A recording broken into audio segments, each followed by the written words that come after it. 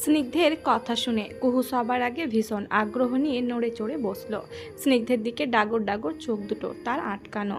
কাব্য phone দেখছিল মাদুরে আছোয়া হয়ে। ও এবার উঠে বসলো, হাতের ফোনটা পকেটে ঢোকাতে ঢোকাতে মনোযোগীও হয়েছে। স্নিগ্ধ কায়ার ঠিক পাশটায় মিউজিক বক্স রাখার সময় কায়ার দিকে একটা তেড়া নজর নিক্ষেপ অবধি করে গেল।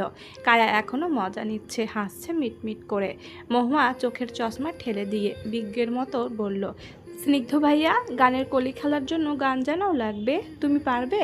স্নিগ্ধ কাব্যের পাশে সবে বসেছিল, এমনিতেই কায়ার হাসি দেখে ওর ফাটছে। তার ওপর মরার ওপর খাড়ার ঘা স্বরূপ এই মহুয়ার পণ্ডিতি লেকচার। স্নিগ্ধ চেতে উঠে বলল, জ্ঞানীগুণী বোন আমার, চুপ থাকবি? মুখ খুলবি জাস্ট খা খা করে গান গাওয়ার জন্য। Further lips closed. স্নিগ্ধ ভাইয়া আজ অযথায় রাগ দেখাচ্ছেন কেন?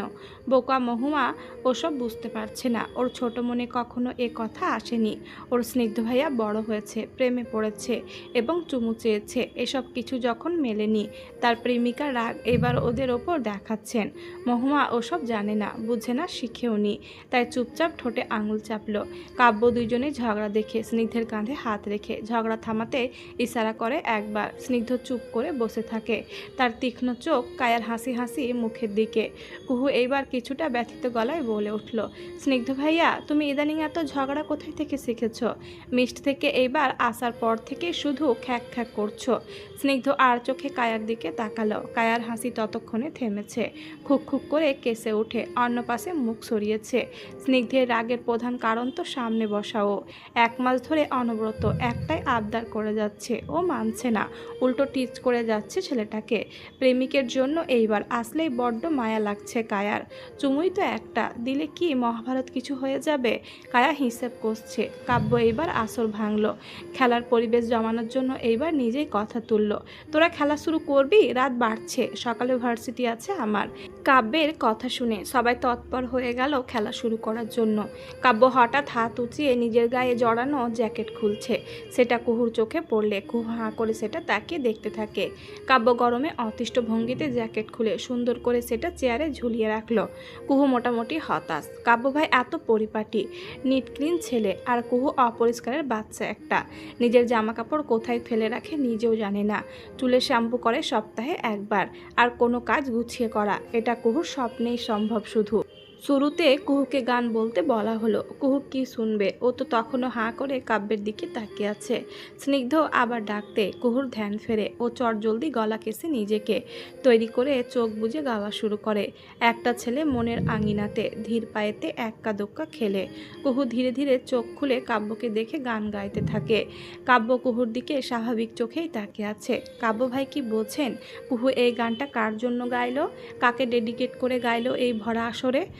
কুহু গান থামাতে স্নিগ্ধের পালা এলো। স্নিগ্ধ পড়ল মহাবিপাকে। কিছুতেই ল দিয়ে কোনো গান মাথায় আসছে না। ও কাব্যের দিকে ফিরে ফিসফিসিয়ে বলল, ভাই হেল্প প্লিজ। কাব্য কিছু বলার আগে কায়া জ্ঞানীদের ন্যায় গুরুগম্ভীর গলায় বলল, স্নিগ্ধ ভাই শুনুন, খেলাতে চিটিং ইজ নট অ্যালাউড। আপনার পয়েন্টস কমিয়ে রেখে দেব আমরা মেয়ে পক্ষ। কায়া কথাটা বলতেই পাশ থেকে কুহুও সায় দিয়ে শাসিয়ে ফেলল, নো চিটিং স্নিগ্ধ ভাইয়া। কাব্য ভাই, আপনি কিন্তু মোটেও তাকে হেল্প করবেন না, খেলা ক্যান্সেল করে দেব আমরা মেয়ে পক্ষ। কাব্য ওসব পরোয়া না করে তেমন একটা ভান করে কাঁধ উঁচিয়ে ভাবলেসিন গলায় বলল, আমি কেন হেল্প করতে যাব? আমি ওর দিকে তাকাচ্ছি না, যা। কাব্য কথাটা বলে ফোনে কিছু একটা দেখার জন্য হাতে নিল। স্নিগ্ধের ফোনে কিছু একটা মেসেজ করলো লুকিয়ে। স্নিগ্ধর মোবাইলে নোটিফিকেশন ভাসলো স্ক্রিনে। মেসেজটা দেখে স্নিগ্ধের হাসি চলে এসেছে আপনা আপনি।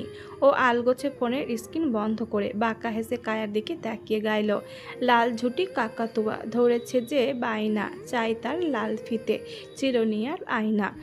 কায়া মুখ লটকে শুনে গেল স্নিগ্ধের ওকে টিটকারি করে গাওয়া গান। স্নিগ্ধ ও কায়াকে জ্বালানোর জন্য বেশি বেশি অ্যাক্টিং করে গাইছে এই গান। এইবার সবার গাওয়া শেষে কাব্যের পালা। এইবার কাব্য নড়ে চড়ে বসলো, গাওয়া শুরু করলো, ऐसा देखा नहीं खूबसूरत कोई, जिस्म जैसा अजंता की मूरत कोई, जिस्म जैसा निगाहों पे जादू कोई, जिस्म नगमा कोई, जिस्म खुशबू कोई। जिस्म जैसा महकता हुई चांदनी। কাব্য এটুকু গেয়ে থামলো। কুহুর ডান গালে হাত দিয়ে এতক্ষণ গিলছিল কাব্যের গাওয়া গান।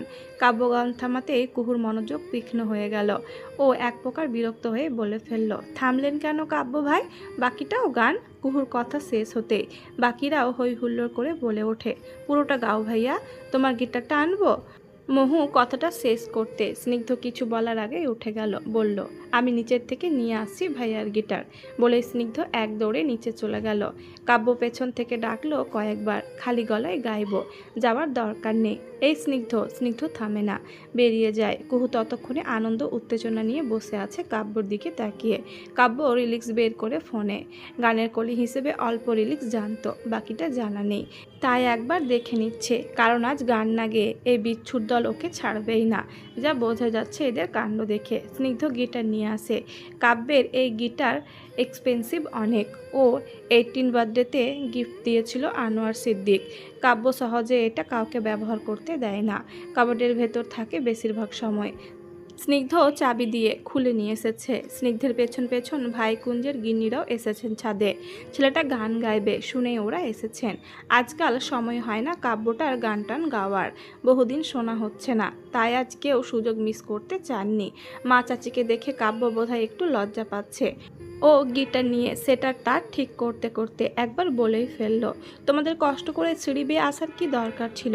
কবিতা তো গদগদ হয়ে বলে ফেললেন, তুই গান গাইবি আর আমরা শুনবো না? সামিমাও ছেলের দিকে চেয়ে বললেন, কোন গান গাইছিস রে?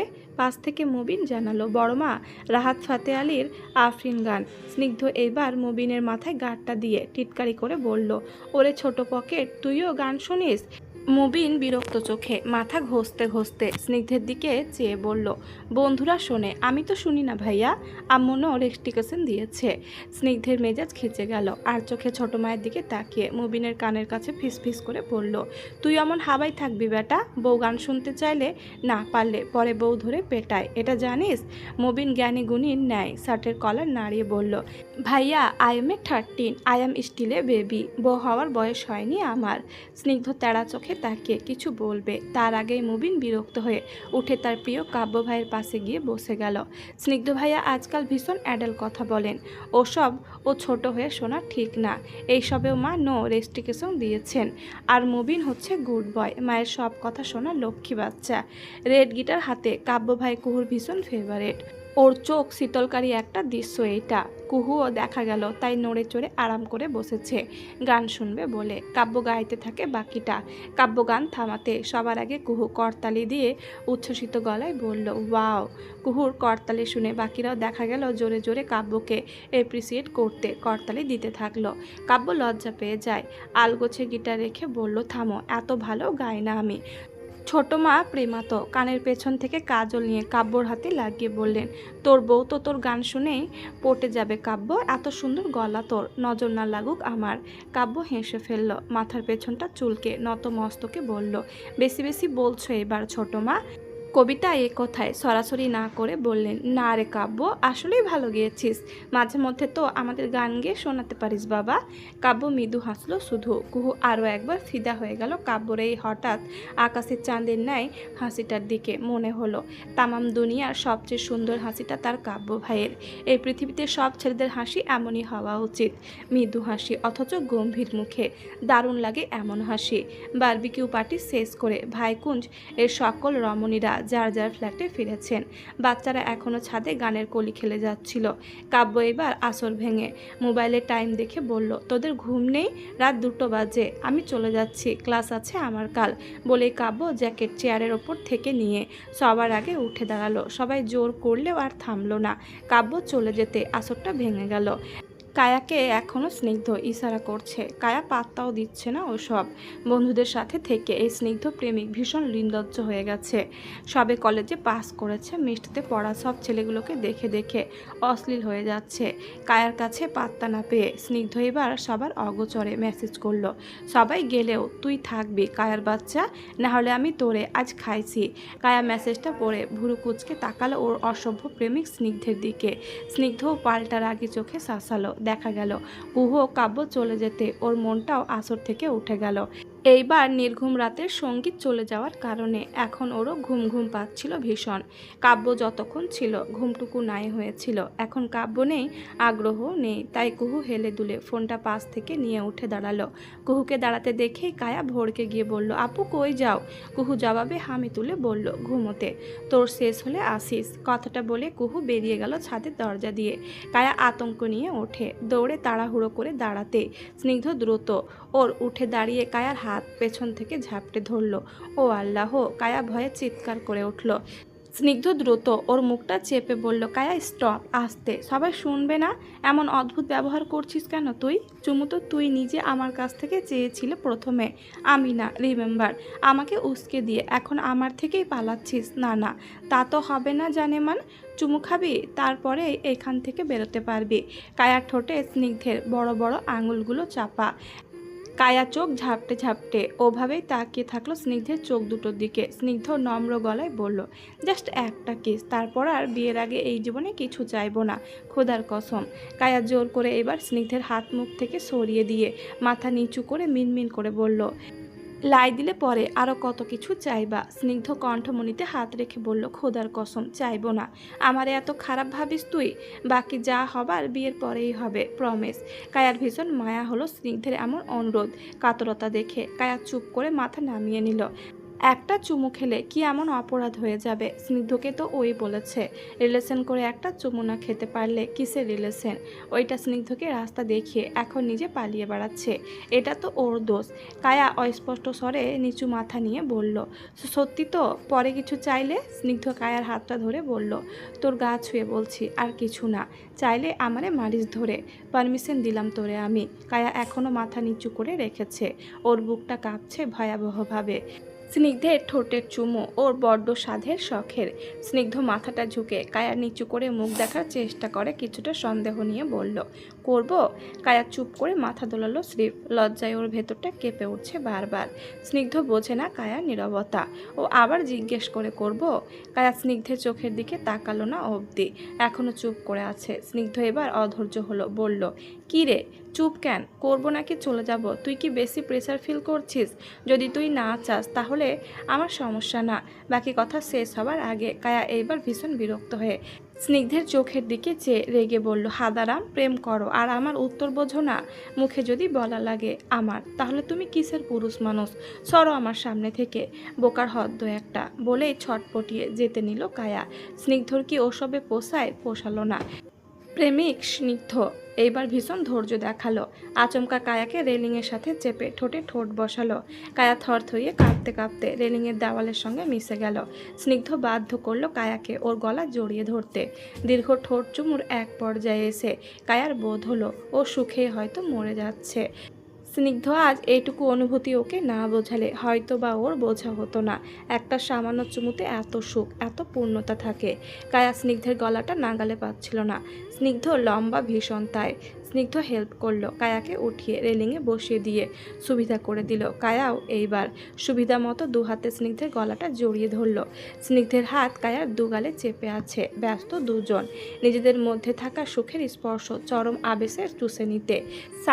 শান্তির চুমুতে অশান্তি সৃষ্টি কে করলো এবার? আচমকা হঠাৎ স্নিগ্ধের একটা কামড় কায়ার ঠোঁটে পড়তে কায়া উফ আর্তনাদ করে স্নিগ্ধকে ধাক্কা দিয়ে সরিয়ে দিয়ে ঠোঁট চেপে ধরল। চোখে পানি এসে গেছে একদম ওর। স্নিগ্ধ নিজের ভুল বুঝতে পেরে অসহায় গলায় বলল, ব্যথা বেশি লেগেছে? দেখি কতটুকু। কেটে গেল। কথা শেষ হবার আগে কায়ার স্লিপ একটা কথাই শোনা গেল, nothing, just heal me now. বলে কায়া নিজে এবার আগ বাড়িয়ে চুমু খেতে লাগলো। স্নিগ্ধ শুরুতে অবাক হলেও পর মুহূর্তে হালকা হেসে সায় দিল। কুহু নিচে নামতেই দেখে কাব্য ফ্ল্যাট থেকে বের হচ্ছে তড়িঘড়ি করে। কুহু ওকে দেখে বলল, এ রাতে কোথায় যান কাব্য ভাই? কাব্য পায়ে বাইরে স্যান্ডেল পরতে পরতে বলল, আমার হেডফোনটা ছাদে রেখে এসেছি মনে হয়। কুহু শুনে আগ বাড়িয়ে মনে মনে নাচতে নাচতে বলল, আমি গিয়ে নিয়ে আসছি। বলেই কাব্যকে রেখে তরতরিয়ে সিঁড়ি বেয়ে উঠে গেল। ছাদের দরজা পেরোতে স্নিগ্ধ কায়াকে চুমু খাওয়া অবস্থাতে দেখে কুহু থতমত খেয়ে গেল এক প্রকার, হাঁ করে দেখে যেতে লাগলো ওদের দুজনকে। অথচ ওদের এসবে কোনো খেয়াল নেই। ওরা তো তখন এই পৃথিবী ছেড়ে অন্য প্রেমের পৃথিবীতে ভাসছিল। কুহুর ভয়ে আতঙ্কে পেছনে একবার তাকালো। কাব্য ভাই এদের এই অবস্থায় দেখে নিলে আজ ঘরে একটা ফাটাফাটি হয়ে যাবে। আর কায়াকেই দেখো, কুহুকে সারাক্ষণ কাব্য ভাইকে নিয়ে পচিয়ে মজা নিয়ে এখন ওদিকে নিজে নির্লজ্জের মতো চুমু খেয়ে যাচ্ছে। অথচ কায়ার চেয়েও বড় হওয়া সত্ত্বেও, 4 বছর ধরে প্রেমে হাবডুবু খাওয়া সত্ত্বেও একটা চুমু কাকে বলে বোঝেনি আজ অবধি। পোড়া কপাল তো তারই। কুহু ভেবেছে আলগোছে কাব্য ভাই আসার আগে ছাদে পা টিপে টিপে ঢুকে হেডফোন এনে ফেলবে ওই পাশ থেকে। ওরা হয়তো দেখবেও না। কিন্তু তার আগে কাব্য নিচে থেকে ছাদের সিঁড়িতে এসে ডেকে উঠল, কুহু। কুহু চমকে উঠে পেছন ফিরে তাকালো। কাব্য দুহাত আড়াআড়ি ভাঁজ করে ওর দিকে সন্দেহর চোখে চেয়ে আছে।